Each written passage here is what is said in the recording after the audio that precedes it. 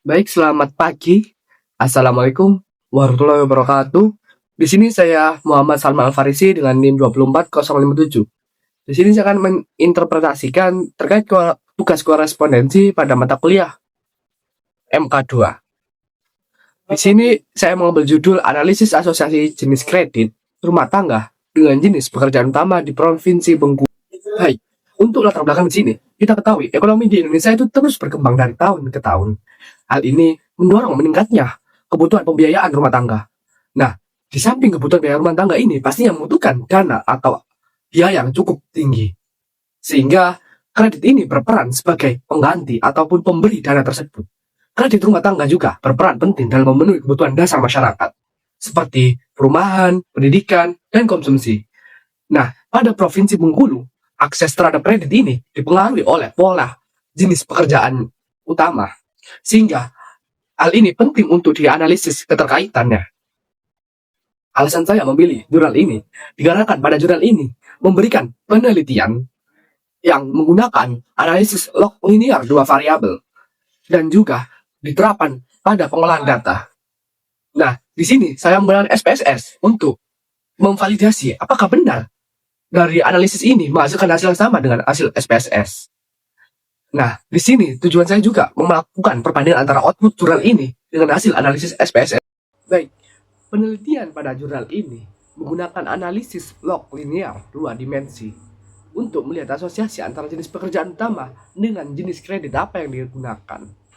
Nah, di sini atau data Susenas Maret 2023 Provinsi Bengkulu diolah menggunakan SPSS sebagai perantara analisis, yang dimana hal ini saya menggunakan perantara SPSS juga untuk menganalisis kasus kali ini.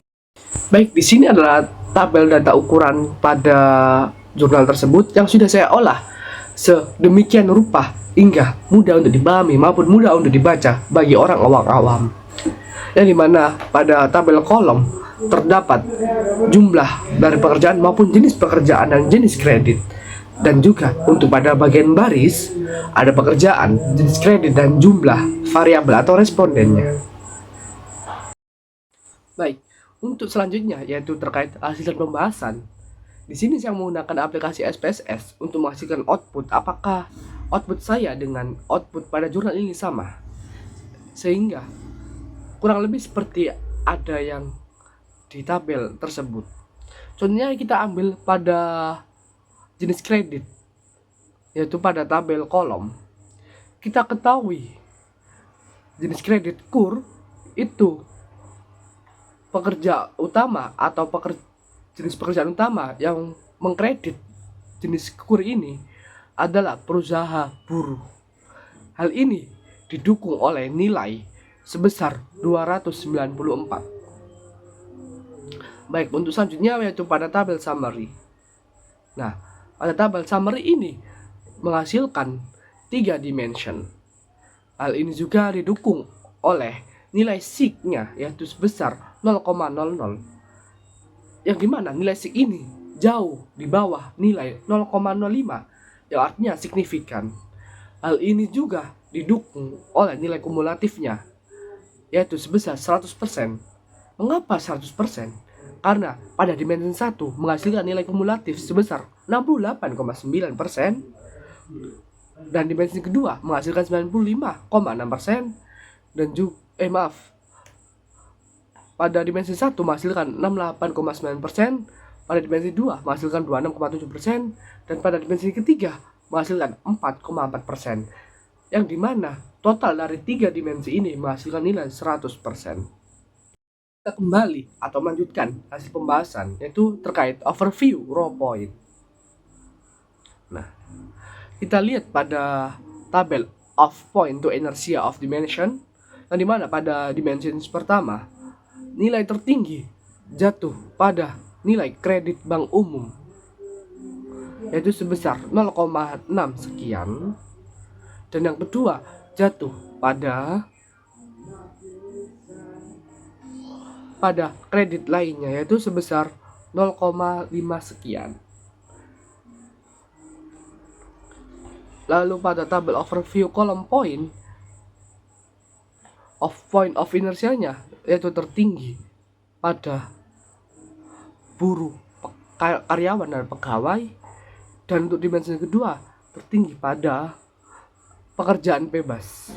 Sehingga bisa kita simpulkan bahwa orang yang mengkredit maaf orang yang mengkredit bank umum adalah pekerjaan para buruh, karyawan maupun pegawai. Sedangkan pada analisis kedua, yaitu orang yang melakukan kredit lainnya atau kredit yang belum disebutkan pada jurnal ini, yaitu oleh pekerjaan bebas. Di sini saya menjelaskan terkait grafik, atau saya akan interpretasi dikit terkait grafik tersebut. Itu yang pada pertama, titik berusaha buruh dan berusaha sendiri memiliki hubungan yang kuat dengan titik KUR. Titik keduanya berdekatan dengan KUR yang menunjukkan kecenderungan yang kuat memilih kredit ini karena sifatnya lebih mudah diakses oleh pelaku usaha kecil. Lalu yang kedua, yaitu buruh atau karyawan atau pegawai itu memiliki hubungan erat atau hubungan yang kuat dengan kredit bank umum. Sehingga hal ini mencerminkan akses formal yang lebih mudah karena adanya slip gaji atau jaminan pekerjaan. Lalu, yang selanjutnya, pekerjaan bebas memiliki hubungan yang kuat dengan kredit lainnya dan koperasi. Hal ini menandakan adanya kedekatan antara pekerjaan bebas dengan kredit lainnya maupun koperasi. Di sini saya akan memberikan sedikit analisis jurnal, yaitu inti dari pembahasan perbandingan analisis SPSS saya dengan analisis jurnal, yaitu log linear dua variabel tersebut. Dikarenakan hanya perbedaan pada jenis metode yang digunakan, di sini saya hanya merangkum persamaannya saja, yaitu yang pertama, total responden pada tabel kontingensi yaitu sebesar 1,571, yaitu dengan nilai kumulatif sebesar 100%, baik dari jurnal maupun dari analisis saya menghasilkan nilai yang sama yaitu 100%. Lalu yang kedua, baik dari jurnal maupun analisis saya menghasilkan nilai SIG yang kurang dari 0,05, yang dimana jika nilainya kurang dari 0,05 itu artinya signifikan. Lalu yang ketiga, pada analisis saya maupun jurnal memiliki output yang sejalan, yaitu variabel yang dominan dipegang oleh KUR dan yang terendah dipegang oleh credit leasing. Baik, kesimpulan dari jurnal ini dan analisis SPSS yang sudah saya lakukan adalah pada analisis SPSS menunjukkan nilai T-square-nya yaitu 75,13 sekian dengan nilai SIG 0,00, sehingga terdapat asosiasi yang signifikan antara jenis pekerjaan dengan jenis kredit rumah tangga. 3 dimensi juga yang terpenuhi dengan kontribusi dimensi 1, yaitu sebesar 68,9%, dimensi kedua 26,7%, dan dimensi ketiga 4,4%. Sehingga secara kumulatif ketiga dimensi ini menjelaskan nilai 100% dengan keragaman data yang dia sajikan. Baik, cukup sekian dari saya. Apabila ada kesalahan baik dari pengolahan kata, proses maupun tampilan dari data-data yang sudah saya sampaikan, saya memohon maaf sebesar-besarnya. Saya Salman, akhirul kalam, wassalamualaikum warahmatullahi wabarakatuh.